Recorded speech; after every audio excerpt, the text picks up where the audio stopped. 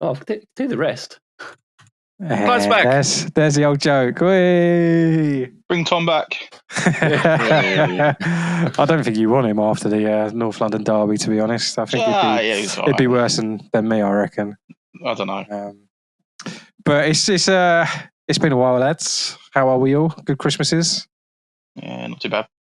Yeah, it's all right. We've already had this chat, Clive. Come on. Yeah, I know, but I've not spoke to any of you.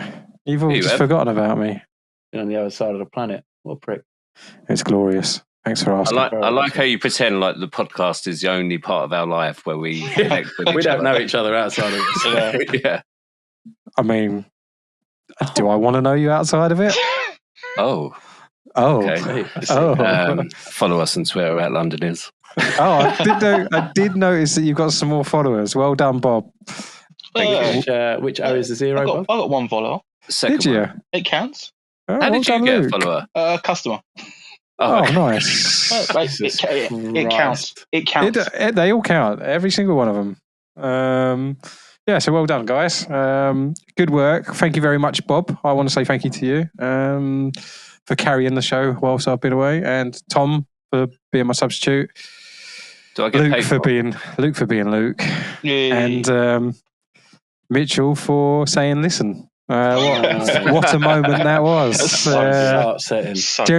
Generally had me in bits on my editing. Yeah, Mike done a great job there, didn't he? By the pool with a pina colada, and it made me spit a little bit out.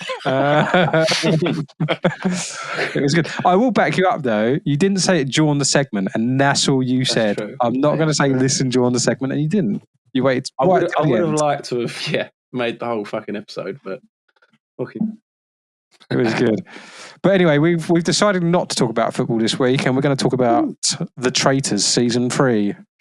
I know, Insert right? music, Mike.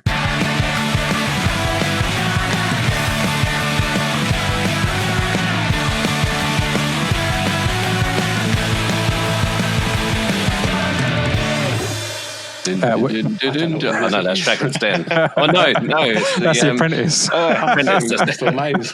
Be careful on the copyright, guys.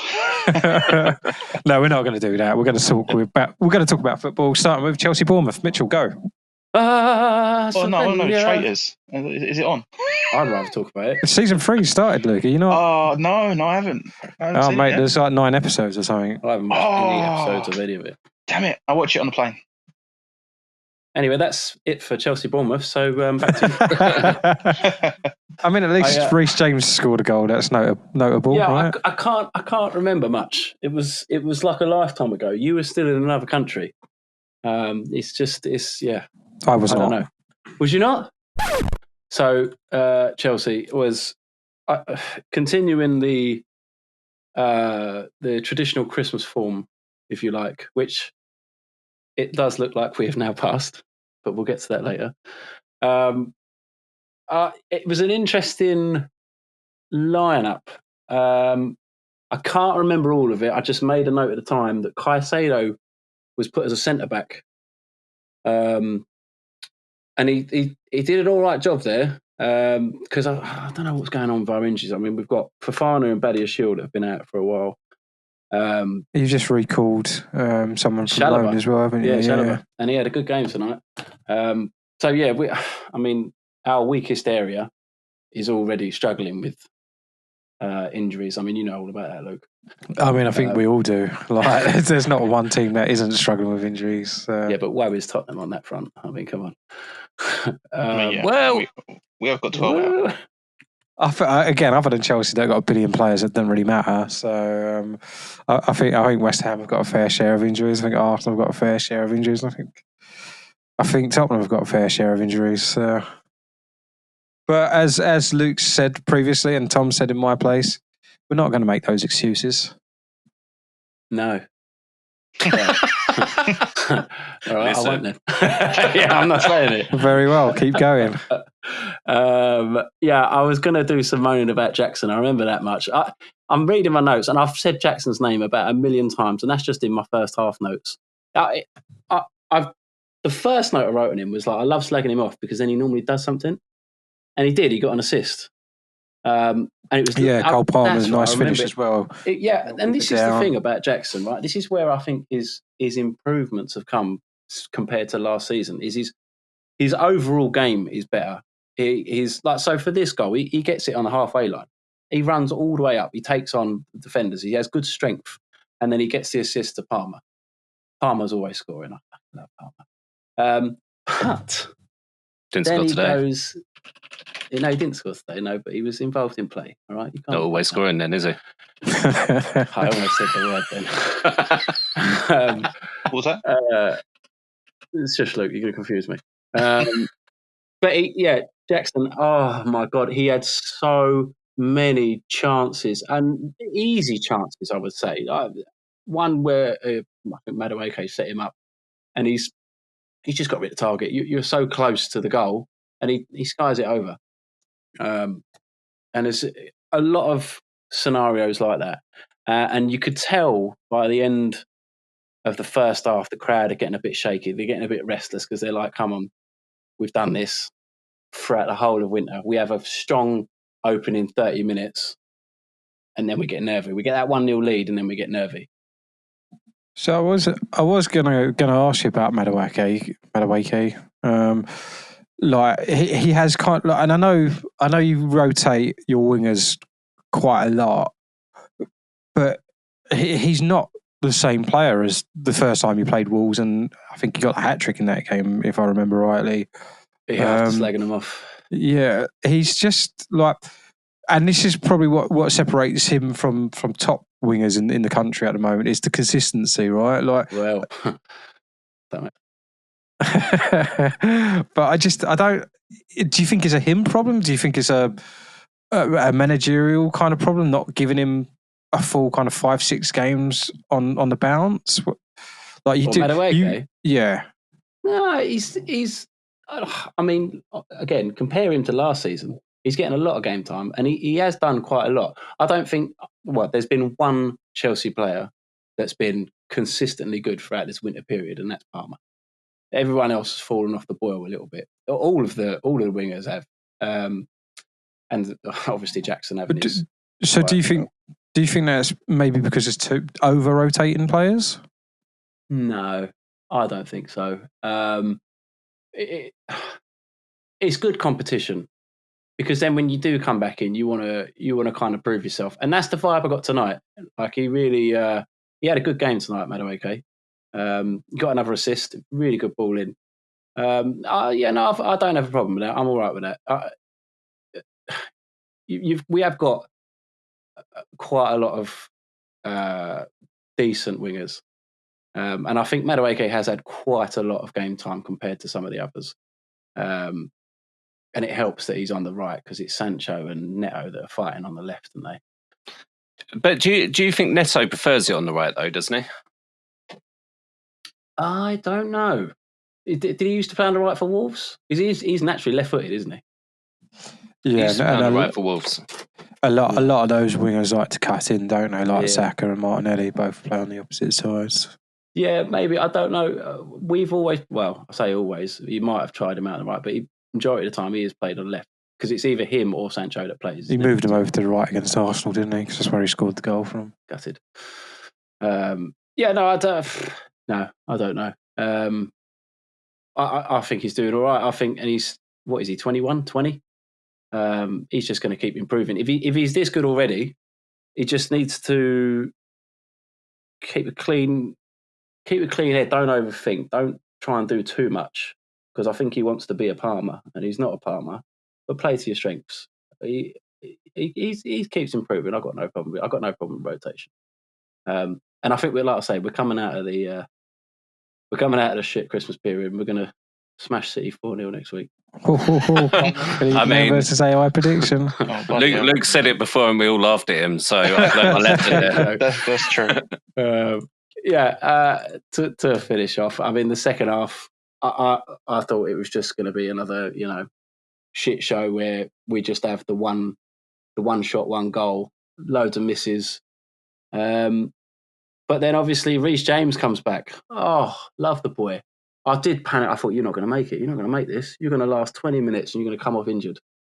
And then we get get that free kick at the end of the game, and I'm thinking, who is going to take this? Because it's him and Palmer that's standing over it, and obviously, you can trust Palmer.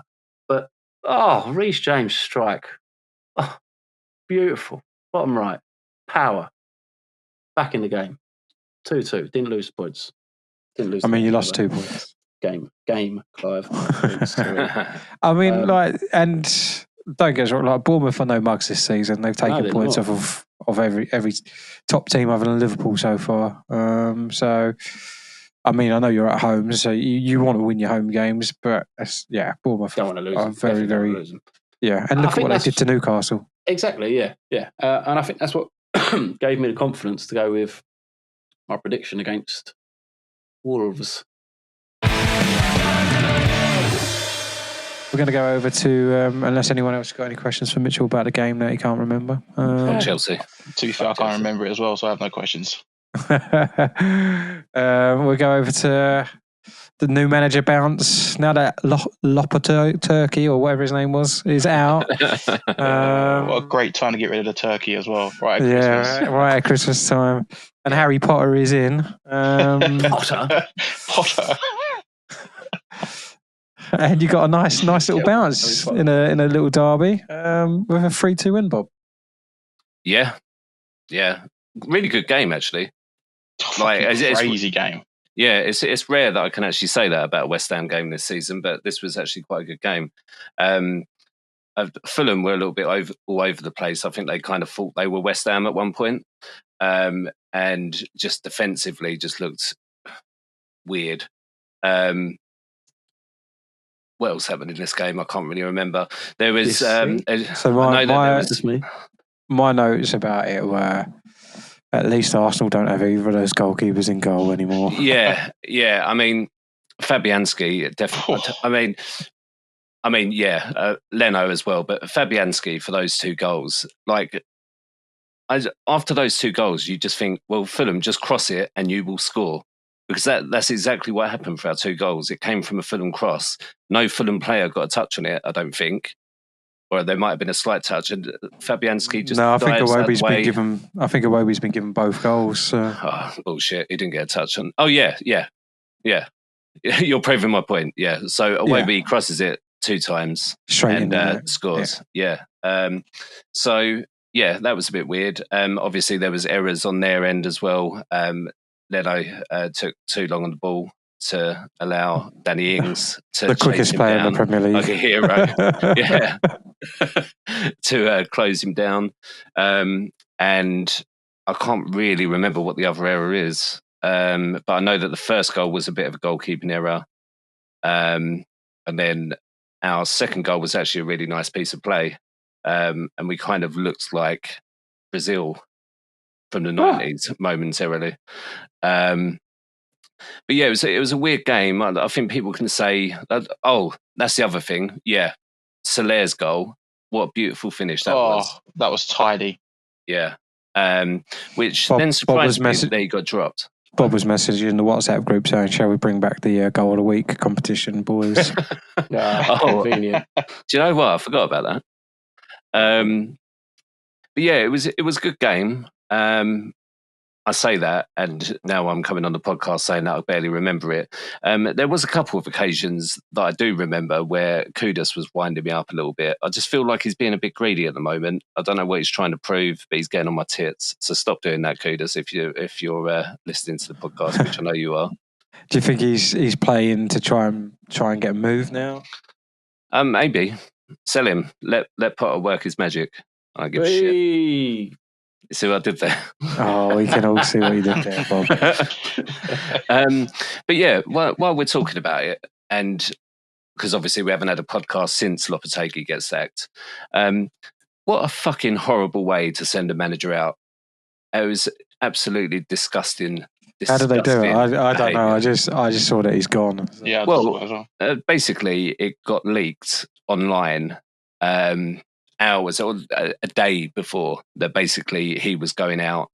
Then people were showing pictures of Tim Steidten or whatever the hell his name is, meeting with Potter or whatnot. with Potter, leaking pictures of that. And you just think, like, the way he's been treated, like, not only, yes, I get that people were not happy with the way that we were playing and all of that kind of stuff. But like the way he's been treated the whole way through, the guy was destined to fail. Like literally within 2 games, the fan base were on his back. Even when we played well, they were saying negative things about him. It's just absolutely outrageous, and it made me disappointed to be a West Ham fan momentarily. So yeah, I just wanted to say that because it's pathetic. I think, like, for me, I second that with a lot of people moaning about Arteta, and Luke will probably say the same about a lot of Spurs fans moaning about Ange. Like, there's just subsections of fan bases that are just like, you think, why are you so entitled? Like, I just don't understand it. I really, I'll come on to it with the Arsenal fans when we talk about the Arsenal, but it's just bonkers. It's just bonkers. It's just Arsenal, Clive. Mate, it's every club, mate. It's just Arsenal. No, I mean, it's not the Arsenal. It's Arsenal. Oh, no, it's the Arsenal, mate. No. But any more about Fulham West Ham? No. Anyone else got anything to say? Yeah. They Fulham, Bob. Yeah. If they could put their chances away in that first half before they started giving the ball away, that could have been a dangerous game. They looked really good at the first 20 minutes or so, and then they just did something crazy, and then you guys just it was just a weird game. That's what I thought in that game. I just felt like that could have been a different story. It was one of them, wasn't it? They had, I think, over double chances that we had. Yeah. But I think we had much less shots on target and scored 3, and that was the difference of the game. Yeah. But also, I do think we did a half decent job in this game of keeping them at distance. I know they were having a lot of shots from outside the box and stuff like that. Yeah. And we were doing a good job when, our defenders were doing a good job when crosses were coming in. Fabianski was just avoiding the ball. So that was the issue. You do know his nickname when he was at the Arsenal. Flappy Hansky, yeah. But yeah, I'll talk about this when we go to the Crystal Palace game, but we played a back 4 in this game. And I think it suited us more. But yeah, I agree with you, Luke. There were definitely chances that Fulham probably should have put away, and it could have been a whole different scoreline, but they didn't. So I'm thankful for that. I'm good. Mitchell, any thoughts on Fulham West Ham? That was very quiet, but he said fuck West Ham. Yeah, it was. Yeah. I had a little croak in my throat as I went to say it. You had what in your throat? Yeah, I was going to say. Jesus. This is a kid-friendly podcast, Mitchell. Keep it down. So, if no one else has got anything else about West Ham, let's talk about North London Derby, Luke. I don't know what you talk to me about it. What do you want to know about it? Well, I'm going to start because Arsenal are the home team. Oh, yeah, go on. And I want to first off debunk a myth by Thomas Donnelly that none of us go to games, because I've been to more games than him this season in his 2 weeks of going to games. But typical Arsenal fans turning against each other. That's it. So yeah, I went, and the atmosphere was electric to start off with. We started very quickly. We made a lot of chances, had a lot of corners to start the game, didn't really do anything. Your goalkeeper, he looks a lot more comfortable with corners than Vicario or Fraser Foster. Yeah. Okay. I think he punched away 4 or 5 before we scored. And I was relatively impressed with him up until we started dithering on the ball. And he did cause a lot of the pressure by having to rush his passes out, which we then capitalised on. Or I think Havertz, he got very lucky against Havertz on probably 1 or 2 occasions where Havertz actually got a block, but the ball didn't then just fall to his feet. He's used to a different league though, anyway, it's slower. Yeah, exactly that. And I think you signed him on the Saturday or the Sunday, and he played 3 games. That's it, yeah. Like the Arsenal game was his 3rd game, so yeah, he's going to take a bit of time to adjust. And the fact that he didn't get punished for those little bits of different on the ball has probably helped speeding his learning process up, right? Because he's made a mistake, but yeah, you've not really been punished for it. No. But yeah, then we get the you get the goal.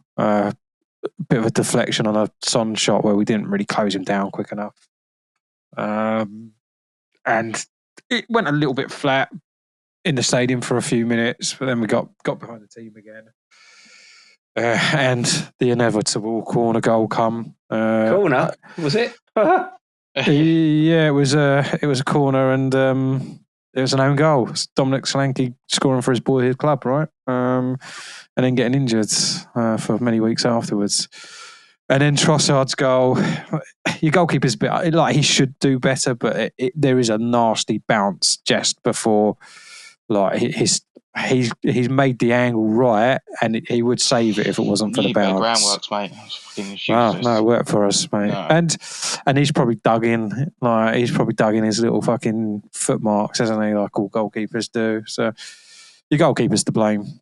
No, I'm blaming fucking us for giving the ball away, and then I'm blaming the goalkeeper. You know, it's not just the keeper's fault. Like you could, if Thomas he shot from the halfway line and scored, fair enough. But like Thomas Partey's made a very again, you don't want your defensive midfielders losing the ball in the middle of the pitch. Well, no, he didn't need to do that. But Partey did close him down well. Well, two of them were closing down, and he just didn't release it soon enough. That's the problem. But then you've got that throughout the team at the moment, and I know that's all we keep doing. I know that you'll probably speak about Spence, and he has been very good since coming into the team for you. Yeah, but he even he holds the ball too long at times. Yeah, and agreed. I guess the manager's saying don't hoof it, don't get it out. But like he's playing on the opposite side. It's not his strongest side, right? And he's playing very well. So when he's playing on that side, he's not always going to be on his strongest foot. So at times he's just got to get rid of the ball. Like, and he needs to make that decision on the pitch. Like, I don't think you've conceded many goals from like a direct Spence not getting rid of the ball yet. Oh no, we're not. We're not conceded from any errors from Spence. Yeah. So, but I can see it happening if he keeps, as I say, I like to use the word differing tonight for some reason, differing on the ball. And like your midfielders should be giving him options and helping him out. But if they're not, just get rid of the ball. Like just punt it, get it out. But yeah, other than that, I think we should have punished you. We should have scored a couple more goals. We didn't. It ended 2-1. The second half was a bit drab. You come out and you was a bit better in the second half. I think you still wasn't great. Arsenal wasn't great. I think at the moment we've got this wall at the 60-minute mark. If teams stay in the games with Arsenal to the 60-minute mark, Declan Rice is then puffing, and Martin Odegaard's then completely puffing. We're taking Martinelli off, which then leaves us with no counter-attacking presence, which I begin to feel is a real big problem, because a lot of teams, when they sit back and give the opposition the ball, you then have the chance of a counter-attack, and at the moment we haven't got that pace, so we can't do that. We just slow down the game so much, but we was deserving winners. And I think Tottenham were a bit lucky to only lose 2-1, if I'm honest. Thoughts, Luke? You pretty much hit the nail on the head, and I don't say that often. We were poor from the get go. We were just poor. We had some chances. We could have scored a couple of them, but you're going to get chances because that's just the way that we play. We hit the post, probably hit the post as well. At the end, Kuzeski could have scored. It's just one of those things that you look in the game and you feel like there was chances there, as well as chances that Arsenal had if they could put in the back in there. But you're going to get those in a derby. Those things just happen. If you shot, you don't expect to score. Players always expect to score every time they shoot. Yeah, but in football it doesn't work like that because everyone's professionals. Yeah, you shoot, keeper's going to save it, or it's supposed to, it's crossbar deflection, however it is. those chances happen. It's just I got frustrated with that game is that, yes, we created chances and, okay, we didn't put them away, fair enough. It was the fact of the matter was that you guys dominated that game in that first half that frustrated me so much. We're playing away. I think there was a stat, wasn't it, Clive? I don't know if you saw it before the game. It was like we've only beat you once, so your granny, like 31 or something, 30 plus games. It's just a long time. It's so you look at that and you're like, okay, you can look at all the managers we've had in that time in those 30 odd games. We've probably had like 15, 20 managers, and only one manager's won. Yeah, and over, say, the course of over the last 3 years, so that space between, say, 3 years ago and 6 years ago, you arguably, well, not even arguably, you had a better squad. So you could have, you'd argue that you should have turned up. You never expect to win. Well, no, that's a lie. You sometimes expect to win a London derby, but they would have been your better chances. At the moment, you look at our squads, even with the injuries in both squads, I expect Arsenal to win at the moment. I think we've got the strongest squad, and that's just how it is at the moment. Going to your place, it's a harder game for sure, but even so, if we've both got our first choice team out, I still expect to beat you at the moment. I think if we turn up at a team that beat Man City away from home, and we were playing and we played that way against you, you would have got smashed. It's just the way that Tottenham play. Even the game we played at home last time, we was all over you. It was just you got lucky from a shitty corner. We should have won that game. So and that was the way that we were playing really well at that part of the season. We were playing really good attacking football. We just weren't putting our chances away, and everyone could see that. Everyone was enjoying watching Tottenham. Now we've just turned into this team that's just, and I'm going to mention this, it is because of the injuries. I know obviously you mentioned before, I was like, we can't keep blaming injuries, but I'm looking at it now, and I'm sitting there like, okay, we have like four. He's changing his mind. I'm changing my mind because it's piling up. It's not a case of like we've now got our back four out. Yeah, we are missing. I'm going to read it out here for the fans here. We've got Vicario out, Udogie's out, Van der Ven's out, Christian Romero's out, Basuma's out, Bentacle's out, Brian Johnson's out, Timo Werner's out. Brennan Johnson. Werner's out. Odebert's out. Solanke. Fraser Foster, fair enough. Yeah. Can someone text me after he's done, please? Yeah. well, this is what I'm saying. You know, all these players are out, and it's not like these players are not going to be starting for Tottenham. They're going to be starting for Tottenham, and it's frustrating. No, fuck you and your fucking 100 players. Yeah. But it's a struggle now because now we're looking at it and there is a lot of injuries now in important areas. I think we touched on it in the WhatsApp group, and other people were a bit more vocal than I was. Everyone's got injuries other than Liverpool and Chelsea. Yeah, they have, but has everyone got? Yeah, but has anyone at this point in time? Bournemouth had 9 first-choice players available against Newcastle and beat Newcastle 4-1 away from home. Well played to them. So, and Arsenal have got tons of injuries as well. Go on, list them. List your main first. Tomiyasu, Ben White, Gabriel Jesus, Nawari, Saka, Tomiyasu. It happens. Everyone's got injuries. Adding players twice. Who did I say twice? We've got Tomiyasu. We've got 11 first team players out at the moment, Clive. That is mental. Yeah, not even for you guys haven't got 11. Yeah, and even you could bring up Bournemouth. I've got 9. We've still got 11. No, Bournemouth had 9 first choice players to like the whole squad. We've got 11.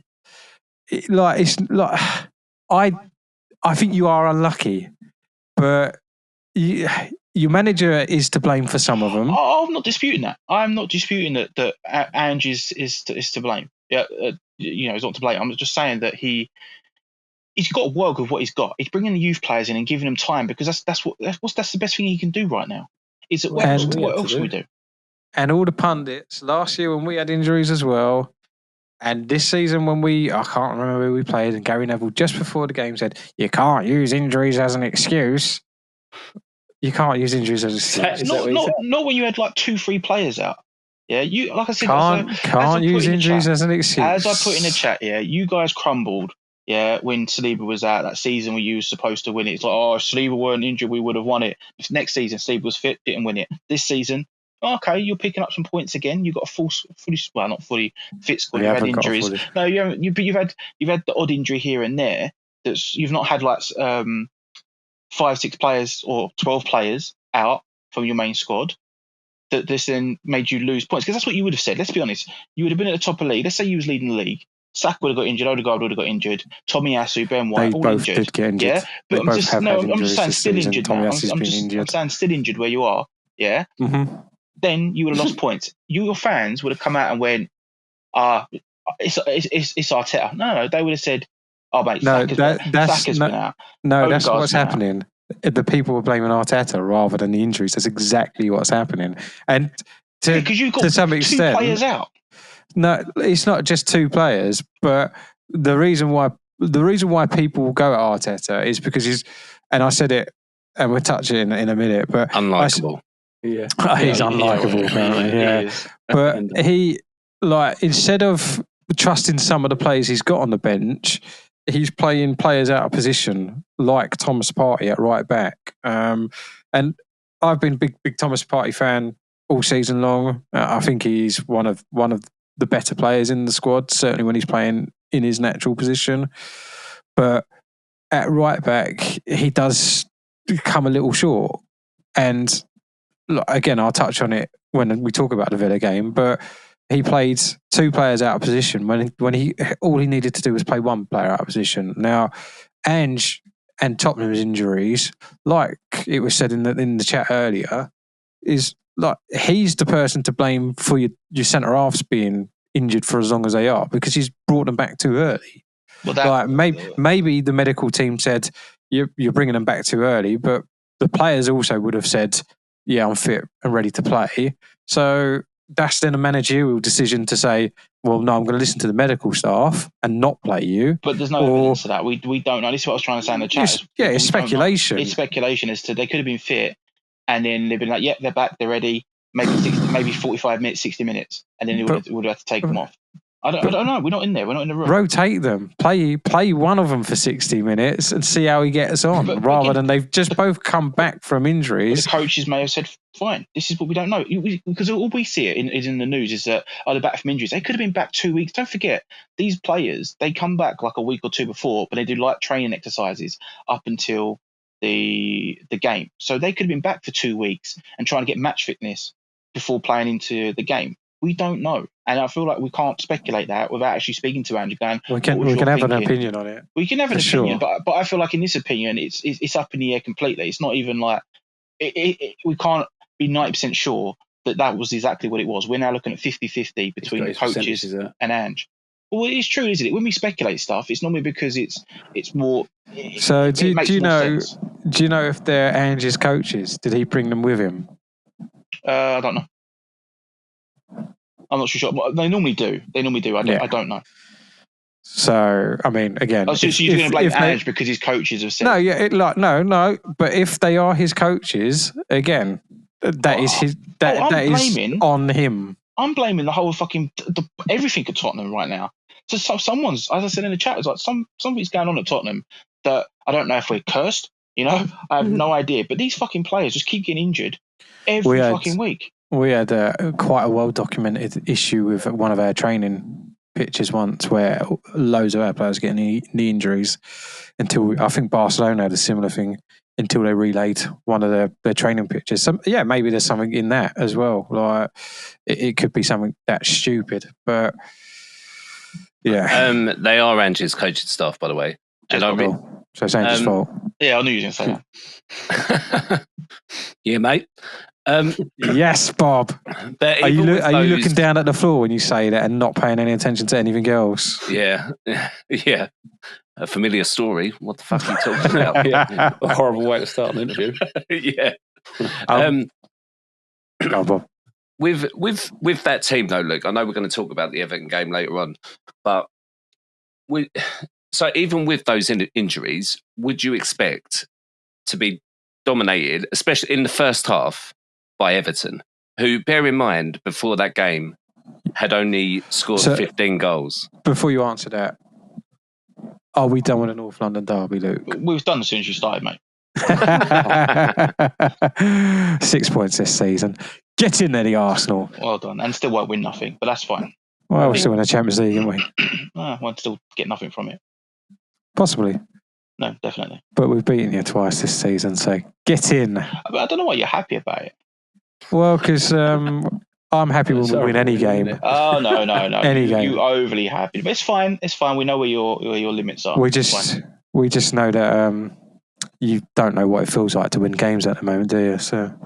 No. Oh, sorry. You are in the fourth round after beating Townsworth. In extra time, right? You're talking about us in a cup run. Fuck off, being Arsenal. Yeah. Go back and look at your last 4 seasons. I've got him. Got him, boys. Fucking knobbers. Arsenal fans. Knobbers. Oh, we're so good. Fuck off. Right, I can't wait to win fuck all this season. Can't wait. We'll be in the same boat you've been in for 20 years. Well, maybe, but we're winning something this year, and you heard it here first. Well, no, we heard it from Ange first. I always win something in the second season, mate. Well, yeah, you're going to get the fucking wooden spoon, mate. That's what you're getting. We'll win you wearing an Arsenal shirt at the end of the season. No, that's not agreed. All right, go to Tottenham, Everton. I'm having too much fun. I don't know what you want to know about the game. What was your question, Bob? Well, I was just saying, with those injuries that you've got, would you still expect it? Because in the first half, let's face it, you were completely dominated by them. Would you expect that even with the injuries that you've got? Oh, Bob, what a question. No. I mean, Everton do have the Messiah. I don't know who the fuck you're talking about. I don't know who you're talking about, mate. David Moyes. They got the man, the myth, the legend. They're calling that today, for fuck's sake. Moyes, yeah. He's a champion of Europe. He knows where he is. Yes, and you still sacked him. Technically didn't sack him. Yeah. Okay. How do I answer that? No, Bob. There's no way. Not with the players that started in that game. Against yes, players are playing out of position for Tottenham at the moment, but that performance was shocking because if, for instance, we're playing like that since all the injuries, if we were playing that bad every single game, we have been losing, draw, losing, whatever it is for the last few games. So it looks like we are seeing that at Tottenham at the moment. We just can't get a win. It is loss, draw, loss. Yeah, exactly. So looking at that and being like, okay, there is obviously something going on there.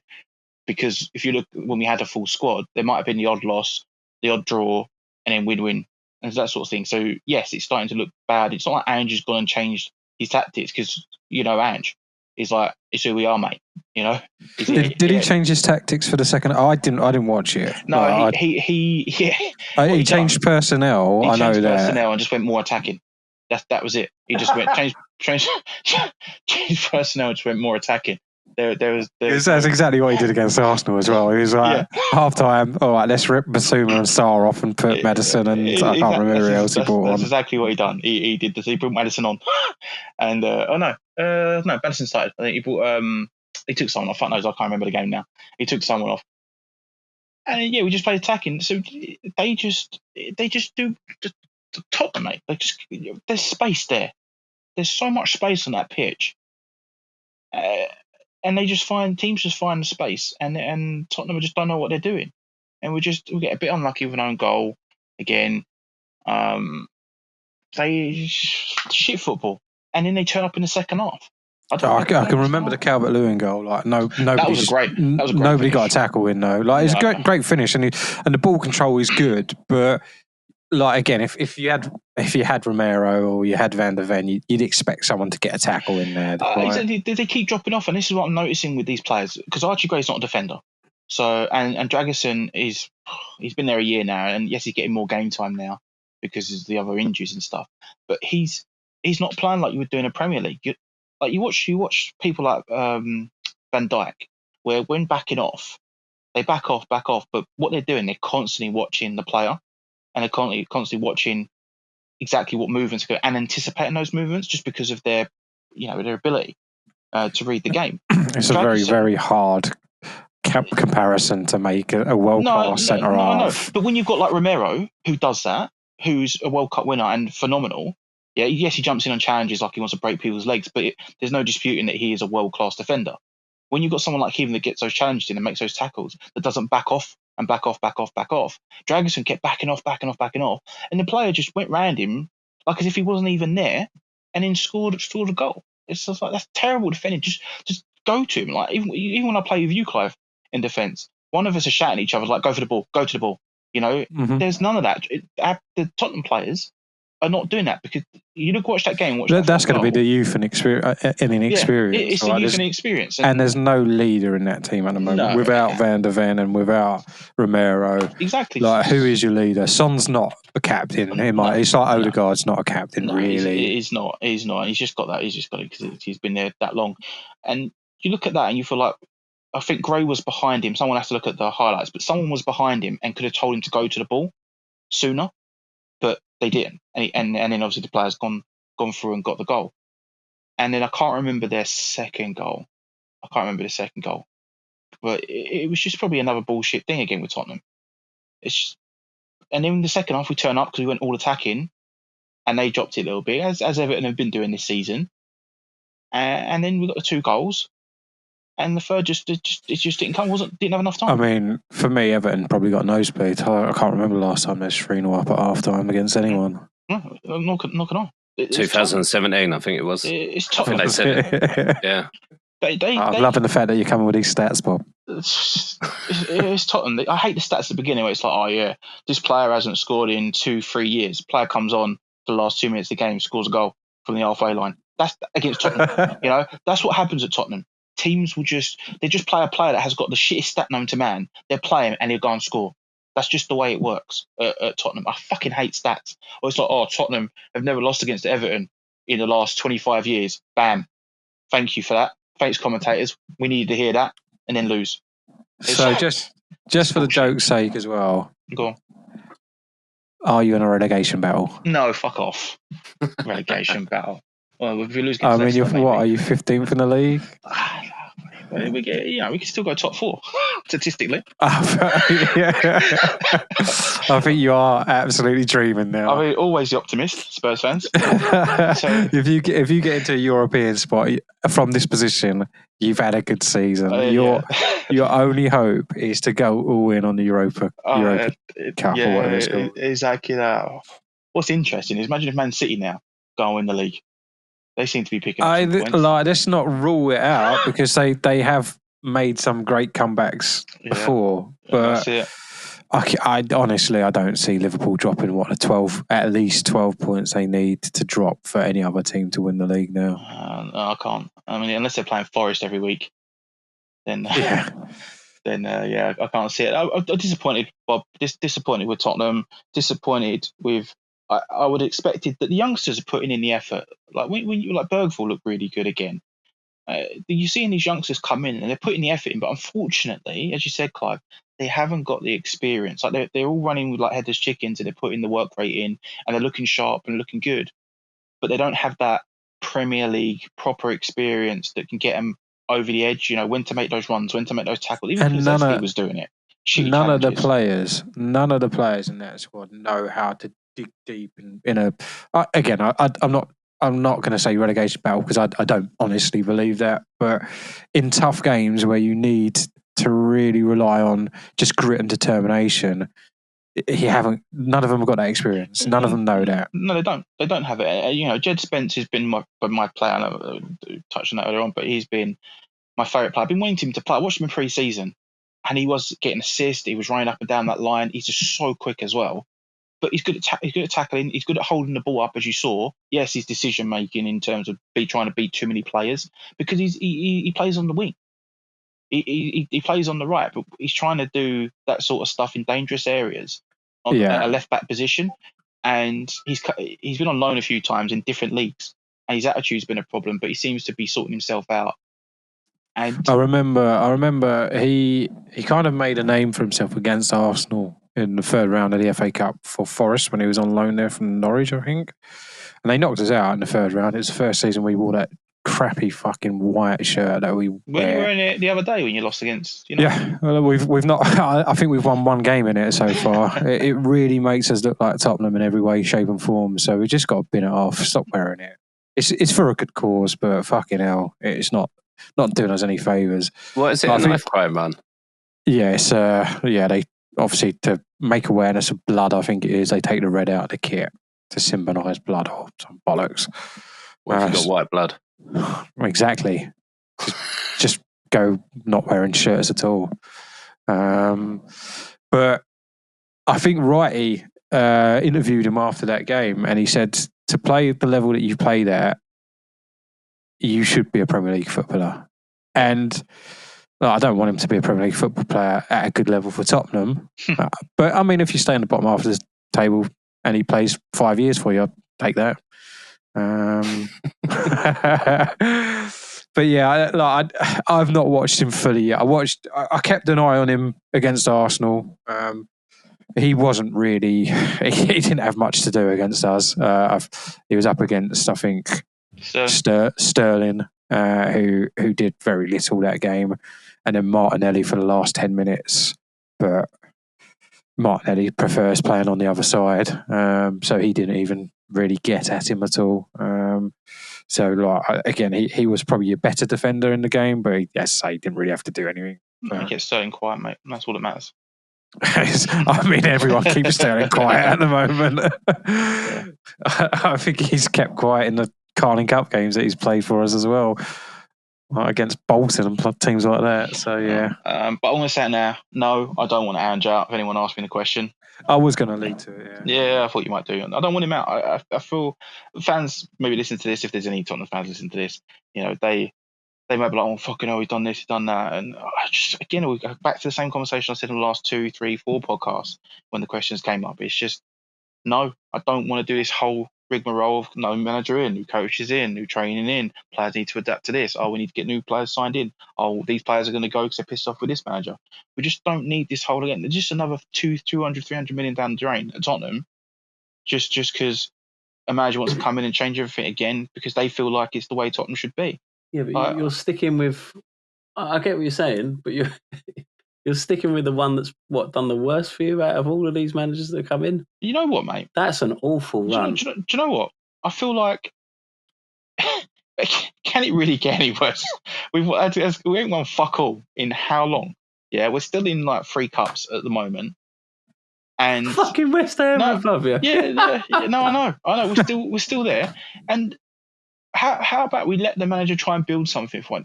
I mean, how many years do you feel like a manager should have? And are you just going to go off of that? So a manager comes in. Sorry, Clive, let me just finish this. A manager comes in to the team. Yeah, he's got depending on when he comes in, he's got to have the preseason. He's got to have the training for the team. Get his thing across to the squad. That could take a year, half a year, however long it takes. Yeah. Then the next season, you like to hopefully start seeing improvements, but maybe some mod transfers. And then the 3rd season, we should start seeing.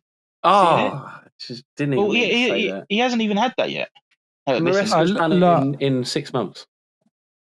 Yeah, but Maresca's got unlimited fucking funds, mate. Like, that's not a joke. And the difference with Chelsea and Tottenham at this moment in time is you generally have a player that could be world class in Cole Palmer. Oh yeah. Like Tottenham haven't got any world class players in attacking areas whatsoever. No, and no one that looks like they really give a shit.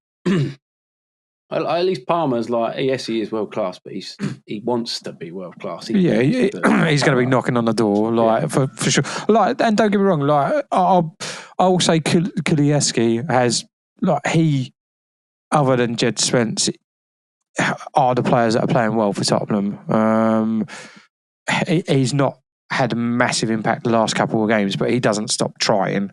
Like he does bust a gut. Yeah, he's in 2 positions. And just keeps putting him attacking midfield, right midfield, and on the wing, midfield, right. Yeah, and it's just like, well, the guy's got to adapt every single. Well, he doesn't even know what fucking position he's playing until he gets to the game, and then it's just like, well, what do you do? He trains 1 week to play on the right against one team, plays another in the centre for another team. It's just like the guy is everywhere. And I like that about him because he gets back and defends. But like sometimes you just want that player. You want a bit of consistency, yeah, right? a bit of consistency, in those positions as to like who do we play? Maddison's going to play there, or is Kulusevski going to play there? And depending on Ange's mood that day, he may swap them. So I don't know, but again, I'm only speculating on that. Anything else about Tottenham, boys? I could go on all night. But no, Yeah, not right now. mean, I don't know if we need to talk about any other results, to be honest. But let's go to West Ham Palace, Bob. That Mina's doing all right in traitors, isn't she? I think Charlotte might stitch her up a bit, though. Yeah, I think that as well. Anyway, is it Chelsea next, is it? No, we're going to talk about West Ham versus Palace. The new manager bounce, right? Yeah. Lasted long, didn't it? No, it didn't. Yeah. Thanks for that. Yeah. Well, good, really. First half was the most boring half of football ever. You've made that comment a couple of times this podcast year. Oh, yeah. But I mean it every single time. So this one just succeeded the previous ones. I must admit, I made my Man versus AI prediction, which I will not disclose yet because Clive's going to do that at some point. And I instantly regretted it, knowing that obviously from an attacking point of view, I mean, you lot talk about injuries, right?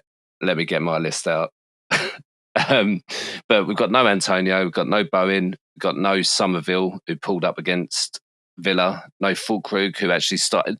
Do you know what? Against that, I'm just going to talk about the Villa game in the cup quickly. No, that's all gone and done, mate. Shut up, Clive. Sorry, I forgot I'm not in charge anymore. But Fulkrug actually started that game half decent. And he looked like he was closing down, and he sprinted and pulled his hamstring. So, Alan Anderson. Yeah. So, up front, we have just got nothing really available to us. And I've said on this podcast before, I don't see where the goals are coming from, and at the moment, I definitely don't see it. Who's playing false nine? Is it Kudos now? I don't know. Well, Kudos played false nine in the Palace game, yeah, and then we played Paqueta up front in the Fulham game. But yeah, I mean, it was kind of unconvincing against Palace. I think against Fulham, we worked the press a bit better. But yeah, so against Fulham as well, we started, like I said earlier, with a back four. And then in this Palace game, we started with a back three. Which I don't know if that changed it a little bit. I think they pushed Wan-Bissaka and Emerson up a little bit further. But I think what that did was, which we saw in Palace's first goal, that there was just a load of space when we pushed a bit too high up. And Mateta caught us on the counter. Really good finish, actually. I don't know if you saw it. Yeah, I did, yeah. Yeah, nice finish. Now, obviously, we've got another player missing. Mavropanos gets sent off. No arguments about that.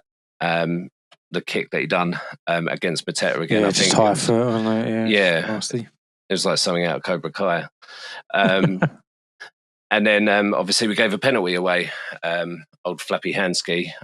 Against Eddie. Yeah, against Eddie, who actually looks really lively when he came on. I think he was doing a really good job of exploiting our high line when we press forward.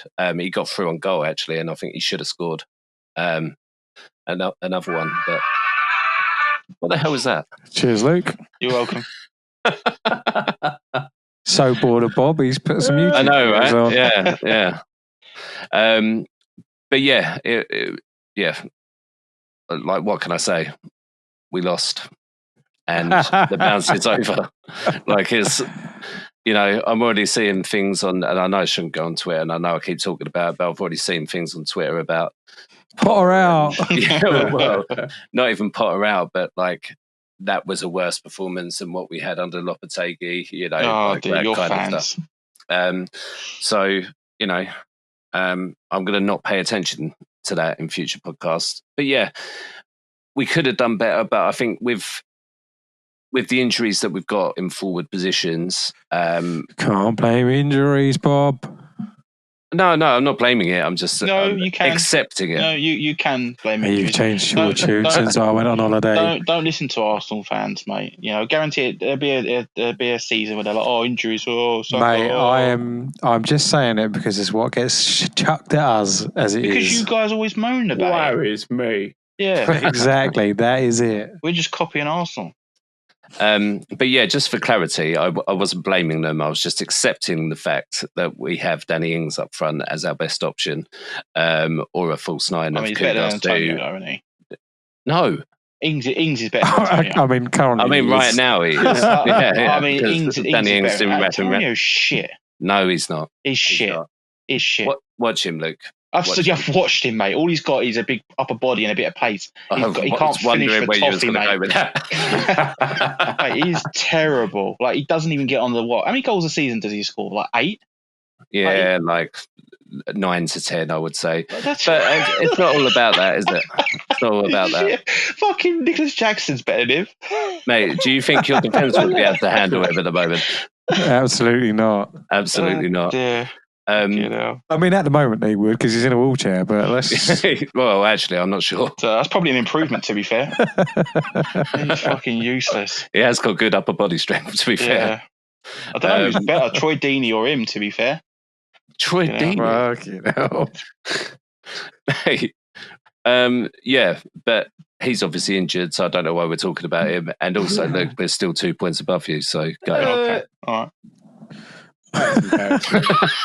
I just know what the end result's going to be at the end of the season. You'll still be below us, so I'm not worried.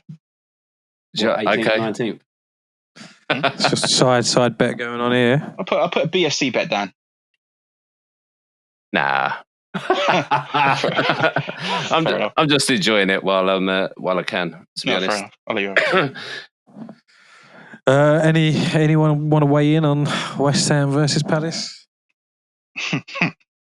Absolutely not. Absolutely not. I love the fact that this guy is laughing at me for losing to Palace when he literally got dominated by Everton. They scored 15 goals before that game. He has triggered every single West Ham fan that listens about his Antonio rant. Don't worry about that, Bob. You're lucky I didn't start on Bowen. Why? What you got to say about Bowen? Go on. I don't know. He's dating a really hot woman. Oh, okay. No argument. What did you think I was going to say, Bob? Well, no, I just thought you was going to kick off about him. No, I like Bowen. It's all right. Well, that's nice to hear. All right, let's move to Arsenal Aston Villa. Another game where this is the one that made me talk about Thomas Partey and playing out of position. Like, I don't understand why when you got Julian Timber there, you're playing both players out of position. Put Timber at right back, put Thomas Partey at centre half if you need to, or even put Declan Rice at centre half if we were that desperate. He clearly doesn't, like Arteta doesn't trust Kirill because we've got a centre half on the bench. Like, yeah, very, very frustrating in that sense. It was one of those games where we really didn't make many chances. A lot of corners again, funny enough. Martinez did have to make 2 saves before we scored. We were cruising at 2-0, looking very, very comfortable. But even then, I'd say any time they countered, they looked like they was going to create a chance, and they looked dangerous on the counter. The 2 shining lights from the performances were Miles Lewis-Skelly, who again had a great game against Tottenham as well. Playing at left back against I don't know who started out at right wing, but in the second half I think he was up. It might have been Kulusevski in the Spurs match, and then Johnson. I don't think I've seen him have a bad game. He hasn't yet. Touch wood. He's just fitted into the squad. He's not a natural left back. He's actually a midfielder, which kind of explains why he's so comfortable on the ball and taking the ball from defence into midfield. And Declan Rice was non-stop. Like there's no way anyone can kind of point a finger at Rice and say that he's not doing his job. Fuck him, he's dead to me. Marino, it was probably one of his better games for Arsenal so far, but again, having Partey at right back, and a lot of people have kind of pointed the finger at him for the Ollie Watkins goal, letting his man drift. But if you watch the replays again, he's playing the offside trap. So the whole defence, other than Gabriel, who's been Arsenal's best defender all season, all step out, and Gabriel was playing Watkins onside, and he's a centre, like he's a midfielder, so he's naturally going to want to close down the ball on the edge of the box rather than track the runner, or like his natural mindset is going to be, oh, there's going to be someone behind me to deal with that. But it was just, both goals were poor to concede.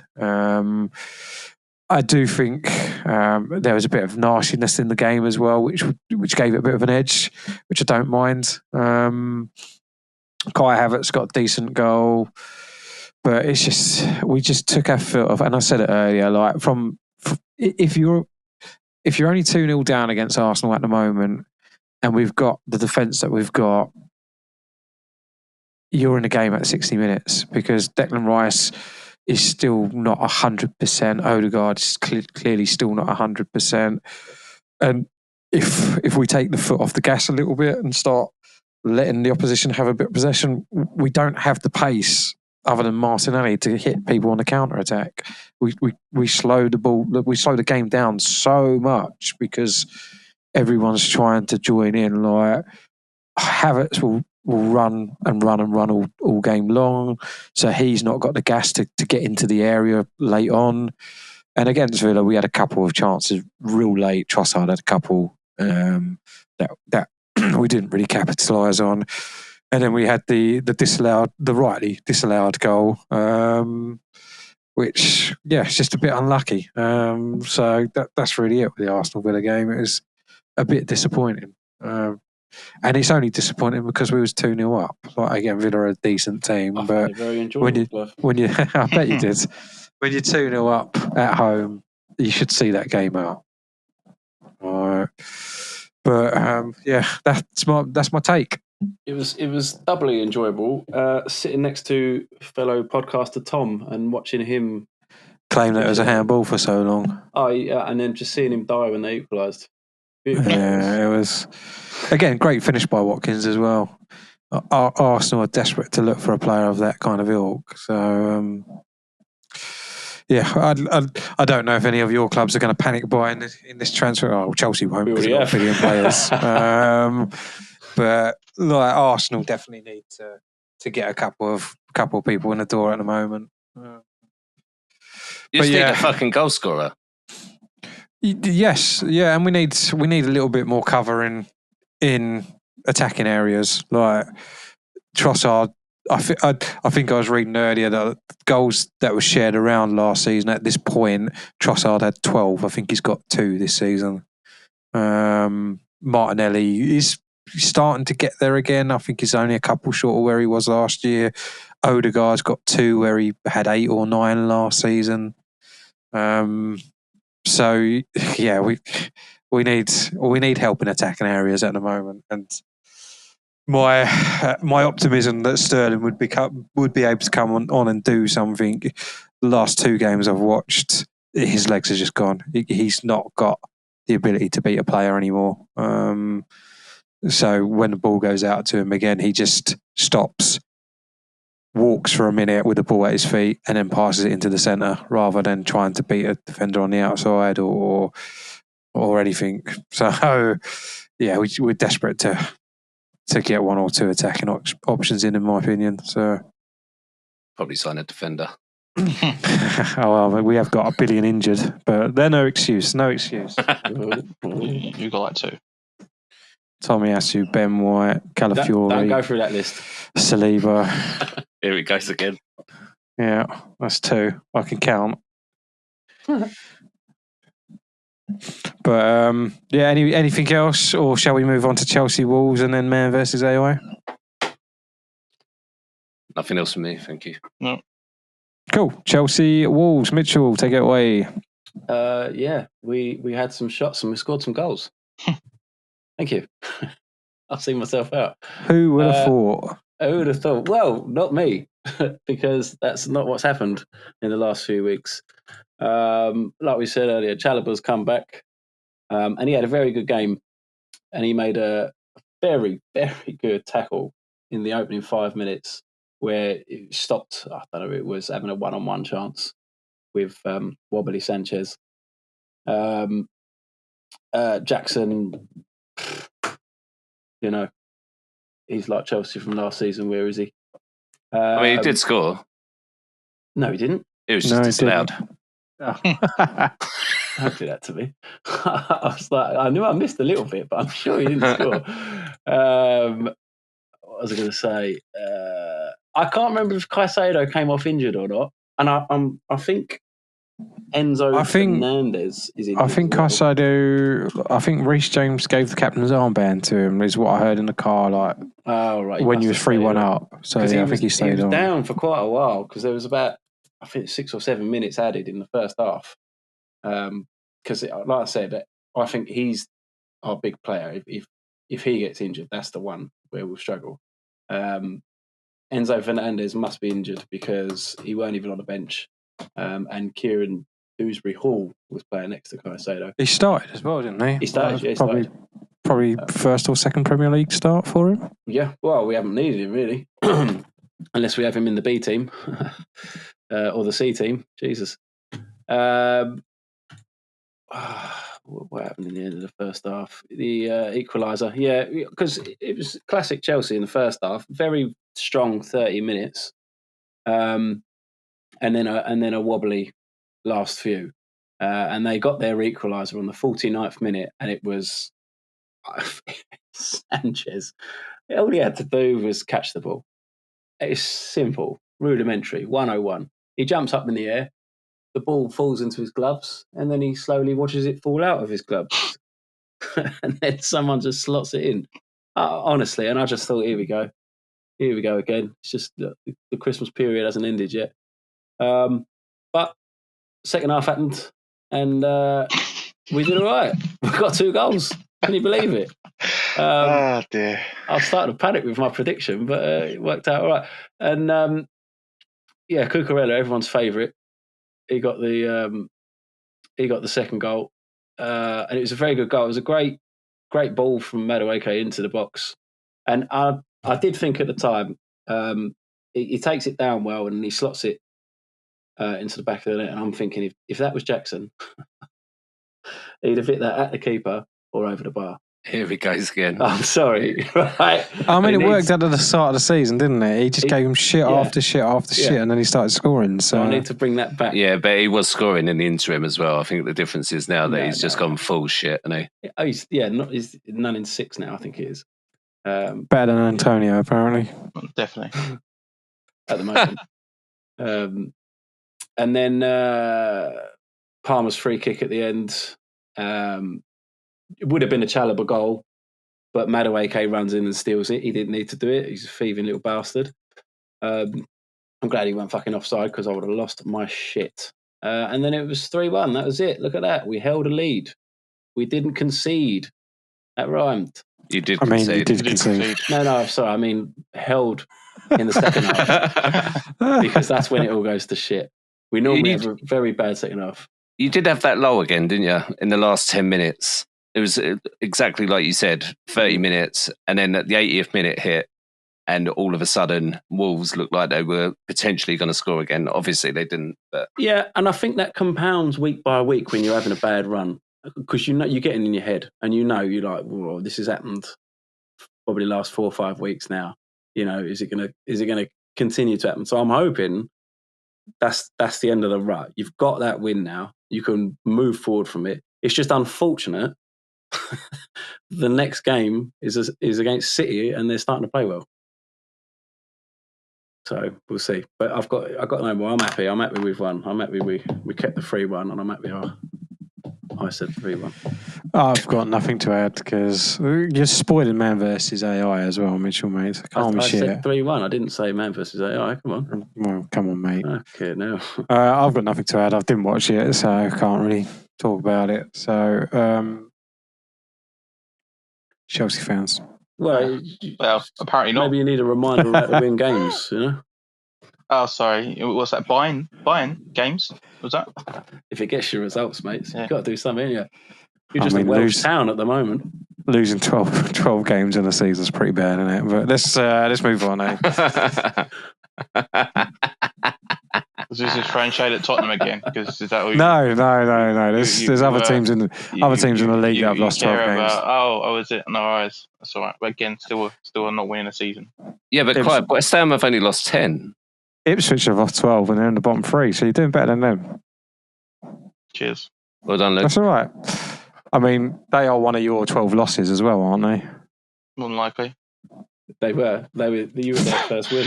Oh, you didn't need to make it apparent. Did you? I'm going to stop. You can read between the lines there, Mitch. I'm going to stop for a minute and just go into man versus AI because I'm having too much fun. Welcome back, Clive. Fans. Man versus AI. That's all right, mate. It's all right. Back, Tom. All right, so Still going. Massively is, yeah. So we've got 2 lots of results to read out and predictions to read out in terms of midweek game and weekend game that we haven't touched on yet. So I'm just going to run through those quick, give you a little look at the table, and then get your predictions for the next game. I might not do rational on predictions tonight because it's getting late. All happy? Yep. Wonderful. Right. So AI predicted Arsenal 2, Tottenham 1, got 3 points. AI predicted Chelsea 2, Bournemouth 0, got 1 point. No, 0 points. AI predicted West Ham 2, Fulham 1, and it's got 1 point. So total 4 points in the midweek fixtures. The weekend fixtures, it predicted a 2-1 win for West Ham, so got 0 there. Predicted a 2-1 win for Arsenal, got 0 there. Predicted a 1-1 draw between Everton and Tottenham, got 0 there. Predicted a 2-0 win Chelsea against Wolves, so got 1 point. Bob predicted a 1-1 draw with Fulham, got 0 points. Predicted a 2-1 win against Palace, got 0 points. Clive predicted a 3-1 win against Tottenham, got 1 point. 3-0 win, against Tottenham, got 1 point. Tom predicted a 3-1 win, got 1 point. Clive predicted a 2-0 win against Villa, got 0 points. Tom predicted a 3-1 win against Villa, got 0 points. Luke predicted a 2-0 win against Arsenal and got 0 points. Luke predicted a 2-1 win against Everton and got 0 points. Mitchell predicted a 2-1 win against Bournemouth, got 0 points. He then has redeemed himself and predicted a 3-1 win against Wolves and got 3 points. Yeah, I'm on. As it stands, AI is on 65 points.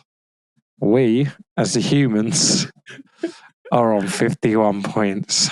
It's a 14-point gap. Luke, mate, you got to fucking start kicking in here, mate. Start predicting a couple of losses, please. Yeah, be sensible. Be sensible, mate. I can't do it. It's Luke that's dragging us down, isn't it? Probably It is. It is. I 100%. can't. I'm not going against my team, mate. Your right. team's going against your team. Yeah, well. So, Mitchell has regained the top spot in the league on the 16 points. Bob 15 points, Clive 14 points, Luke 6 points. Oh my God. Fucking hell, Luke. Tom is on 1, 2, 3, 4 points. Tom's 2 points behind you now. So next predictions, please. Bob, Aston Villa away. What are you saying? 2-0 Villa. There you go, sensible man predicting a loss. That is locked in. Clive, Arsenal v Wolves, Arsenal away. A bit rocky at the moment. Still think we're good enough for a win. I'm going to go 2-1 win.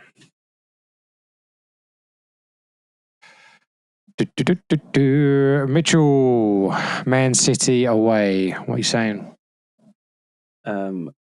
Man City 1. Chelsea 1. I don't think you've predicted a loss either, have you? Yeah. Have you? I think, do you know, I think it was against West Ham. Oh, well, you might be right, yeah. No, you predicted a draw for that. Right, Luke. This is the reverse fixture, the first one you made us all laugh at with your out there prediction. Tottenham are at home against Leicester. What are you saying? Do you want me to remind you what you predicted for the first game of the season? I probably got 4-0. I think it was 3-0. Yeah, that's close enough. We'll go 3-0 again. I knew you would. I knew that was going to goad you into that.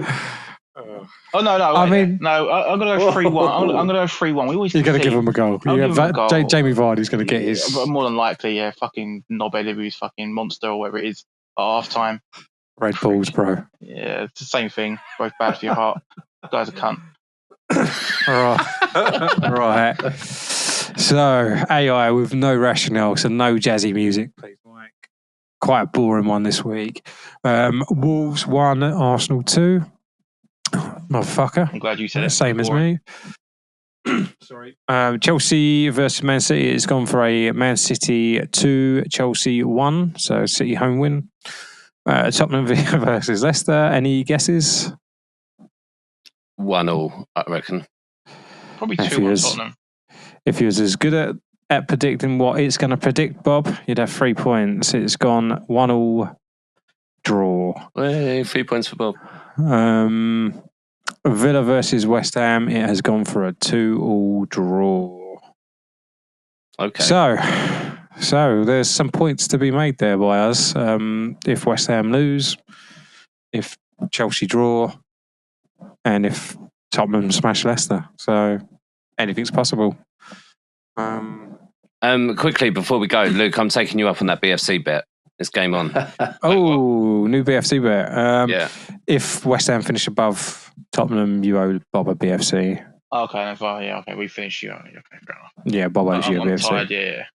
Cool. Okay. Yeah, no what if rees, no extra. Any final words for this week, guys? Yeah, Sol Campbell's a cunt. What a hero. I was gonna, if we had time, I was gonna ask you like for transfers, but we haven't got time. So if any of our clubs sign anyone, we can talk about it next week or something. Cool. Well, I'm happy to be back. I actually look forward to recording. So yeah. Oh, we're glad to have you back, Clive. Thank you. And again, nice tie there, Mitch. Yeah. Well done, everyone. Whilst I was away, Luke, keep being out there, mate. Wait, did you say you had a nice tie? No, I said nice tie to Mitch because he said hello. No, it was only because you're in Thailand. Nice tie. That doesn't mean you know. He's tired, everyone. He's tired. All right, we're calling it a wrap. Night. Call it a wrap. Night. You missed the night.